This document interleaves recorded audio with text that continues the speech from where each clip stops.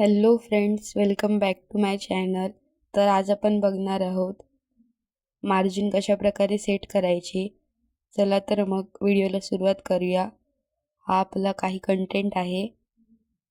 लेआउटमध्ये जा, त्यानंतर राईटला फर्स्ट ऑप्शन दिसेल, लेफ्टला मार्जिन, तो सिलेक्ट करा.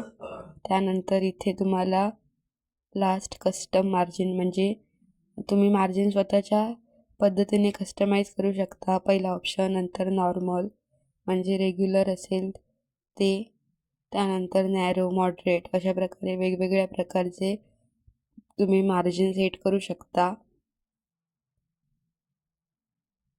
जर तुम्हाला कस्टम मार्जिन करायचं असेल, म्हणजे तुमच्या पद्धतीने मार्जिन सेट करायची असेल, तर खाली बघू शकता ऑप्शन आहे कस्टम मार्जिन, त्यावर क्लिक करा.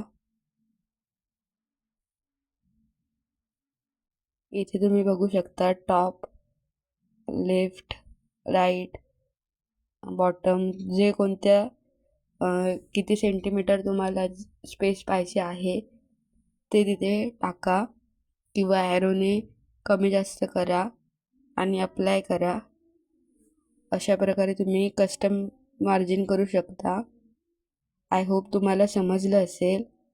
व्हिडिओ आवडला तर व्हिडिओला लाईक, शेअर आणि चॅनलला सबस्क्राईब करायला विसरू नका. थँक्यू.